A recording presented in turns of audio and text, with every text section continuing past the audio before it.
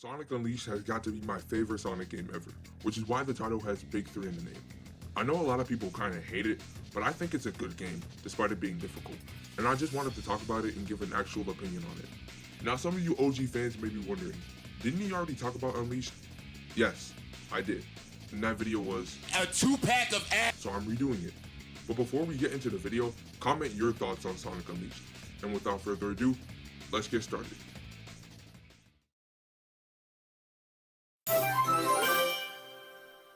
For context, Sonic Unleashed was released on November 18, 2008, and it has quite a history behind it. After 06 flopped, the devs decided to finally learn from their mistakes and not be forced to create something on a deadline. When developing, and I've said this before, Unleashed was supposed to be the third adventure game, but there were two factors that separated it away. One was that it started development right after the failure 06 was, and like I said, it decided to learn from their past mistakes. The second was they incorporated enough mechanics to the point where it was an entirely different game from the adventure games. So eventually, they went with the name Sonic Unleashed. The team behind development was also kinda interesting. They took the Secret Rings route with Sonic Team splitting it into two. One side worked on the PS3 and Xbox 360 version, while the other worked on the PS2 and Wii version, the one that I started out with. They spent 3 years working on the 3D engine that would produce incredible graphics. Funny because almost 10 years later, they spent 6 years on a game and it instead turned out worse. And with the lack of characters in the game, the devs decided to focus more on Sonic and less side characters because they said they could get more quality out of few characters. Skip to November of 2008 and Sonic Unleashed was finally released.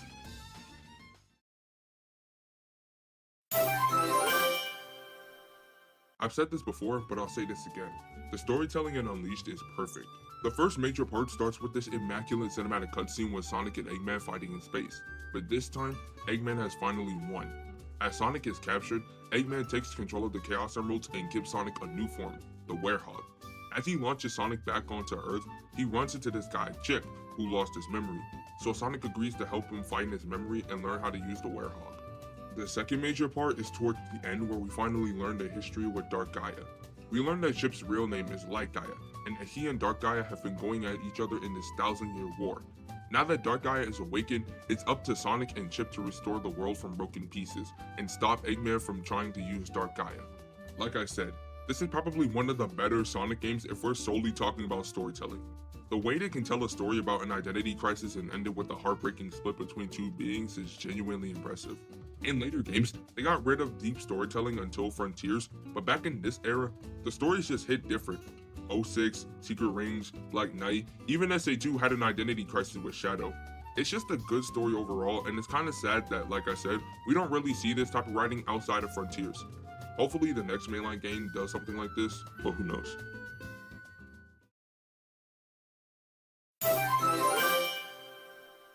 Before I start this section, I should tell you that I'm mainly talking about the Xbox 360 version. Even though it's the most controversial aspect of the game, I feel like it makes the game better. In Unleashed, you have to travel around the broken world to restore the power of the Chaos Emeralds, and you also have to travel during the day and the night. Since Sonic has the Werehog, the gameplay is split into daytime stages and nighttime stages, with the occasional tornado defense levels. Those I'm saving for later, but right now, let's go over the main levels. Also, I think I should tell you that they are drastically different. The daytime stages have you using Sonic in his base form, and these types of levels pretty much pioneered the boost levels. If I have to say which mainline game has the best boost gameplay, then Unleashed is in top 3. You have other moves in their standard kit like the Stomp, Homing Attack, Drift, etc. And they all work together to make the boost feel incredible. There are however some problems with the kit, the big one being how slippery it can get. They fixed this mistake later on, but first off, the homing attack and boost are mapped on the same buttons, which makes it stressful because sometimes it may not always be one or the other. They ain't got the biggest issue, the drift. Generations fixed this later on, but here specifically in the Xbox version, it was weird. There are times where you can make it, but there are also some times where one wrong move is enough to have you fall like crazy. I'm glad they fixed this later, and the issues are tolerable, but still. The nighttime stages are where you use the Werehog, and these are also the levels that get clowned for how frustrating they are. In these levels, the Werehog gives you a bunch of different moves and techniques in this beat 'em up combat style. If I'm being completely honest, this is better than Frontier's skill set and combat system in every way. To use different attacks, they require different button inputs, and the moves they have here are really fun to use. With the Werehog, it's a lot slower than Sonic for obvious reasons, and while I can't look over that, I can't look over the fact that the grab feels unresponsive at times. Pretty much like the drift in the daytime stages, all it takes is one wrong second and you die. Then there's the battle music that plays every time you're in the general area.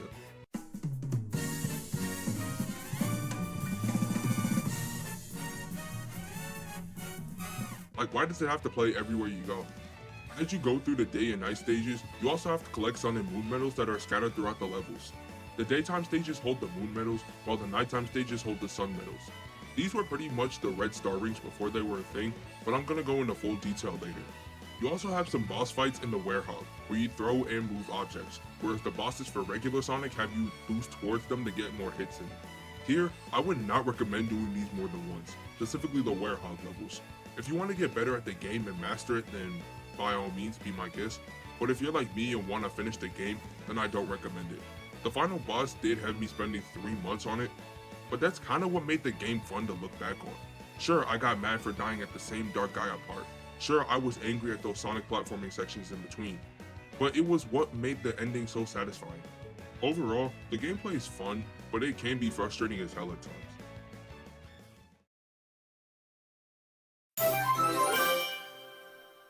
Even though I'm talking about the HD version, here I'm also going to talk about the Wii version. These are probably my favorite levels in any Sonic game, next to Generations and Mania. On the Xbox version, you have a lot of long and adventurous levels that can range anywhere from 3 to 6 minutes without being repetitive. If you're a speedrunner, then these levels are perfect as they keep you on your feet at all times. Rooftop Run, Jungle Joyride, and Dragon Roll all gotta be my favorite levels because they're all filled with incredible gimmicks between a robot chase, firework riding, or just dodging traps. In the Wii version, it is a little downgraded because of hardware reasons, but Windmill Isle and Cool Edge in that game are probably my favorites. Look, I played this like 5 years ago and I could never get far. The Xbox version was just superior. The nighttime levels are very creative with how they can use the Werehog and not make it feel terrible. The levels have you beating up a bunch of robots in tight situations that have you on your feet, tightrope walking that tests your patience, catapult launching that has you test your reaction time, etc. Sometimes the camera would be messed up on purpose, and that's the one thing that pissed me off, because all it takes is you blinking at the wrong time and you miss the opportunity to grab something. Aside from that, the Wii version was also okay, but it just felt like it was too easy. I already said it was because of limitation issues, but still, it just didn't feel as good as it would on the HD version. But on a side note, I will say, even though I'm going to talk about why I don't like it, Eggman Land is one of the best designed levels I've ever seen, so I'll give it that. But yeah, the levels themselves are well thought out, so I can't really complain that much.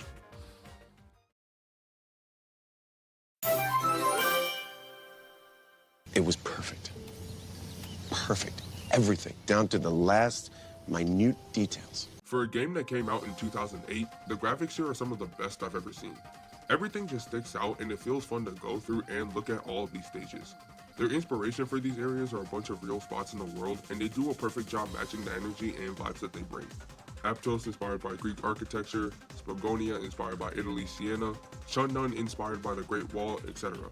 It's actually sad that the developers couldn't really do this until Frontiers, but it's still very impressive they were able to do this back then. The music is top notch, top 5 soundtracks in Sonic games. You have all of these bangers, whether that be the day, night, bosses, end credits, whatever. Like I said in my Generations video, you'll hear me using this music in the background all the time. The daytime stages have this perfect upbeat or intense feeling, the nighttime stages give off a chill and relaxing jazz feeling, the boss music does a good job at sparking fear, and the end credits music is so nostalgic. I'd easily give this S tier. My favorite tracks are Rooftop Run obviously, Dragon Road, Jungle Joyride, Dark Gaia theme that plays at the end of my videos, and the Egg Dragoon theme.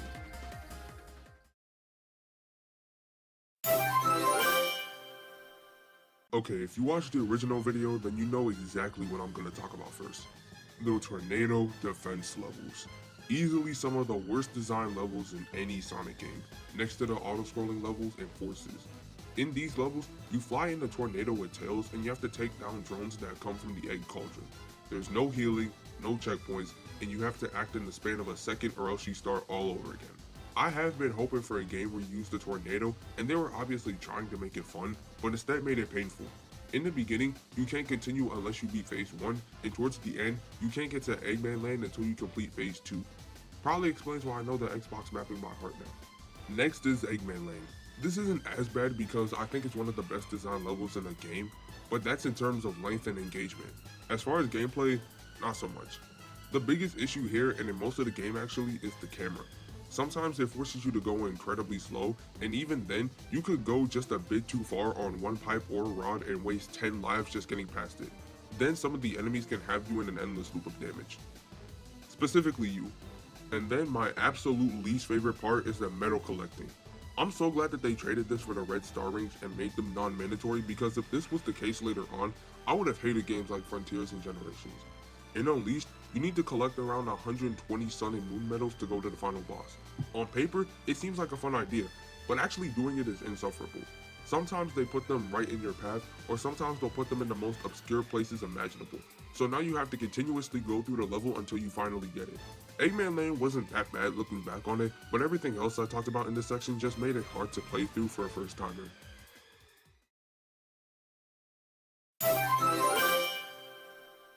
Yeah, we all know what I'm gonna mention, so I'm gonna just get it out the way first.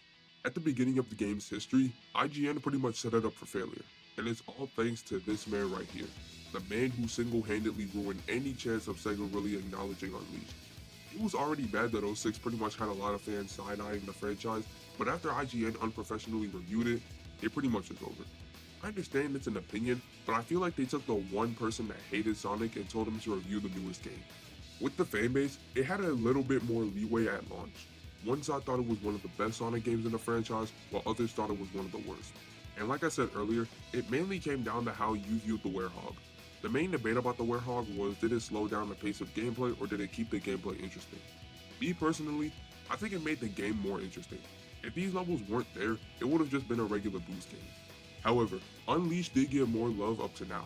Over time, people learned to come back to the game and give it a second try. And a lot of people discovered that they actually enjoy it. Even IGN went back and re-reviewed it after firing the initial reviewer. In the modding community, people have been making countless mods for the game, whether that be making new levels, styling it for other games, different characters and POVs, you get the point. And in 2020, it got a port to the Xbox Series console with 4K resolution and 60 FPS, then a PC port 5 years later. So it's safe to say that Unleashed finally got the good ending it deserved. And that's what I think of Sonic Unleashed. I'm happy to see that a game that didn't have the best reputation at first finally get the recognition it deserves. This is a really good game, and hopefully people can still feel this way later on, and Sega even does something familiar. I decided to talk about Unleashed again because 1 year ago, I started this channel with a retrospective on it, so I just wanted to finally express more thoughts that I have and show you guys that I've improved. So thanks for sticking around with me. But anyways, I'm gonna end it right here. What do you think of Sonic Unleashed? And with that, ZayZaz out.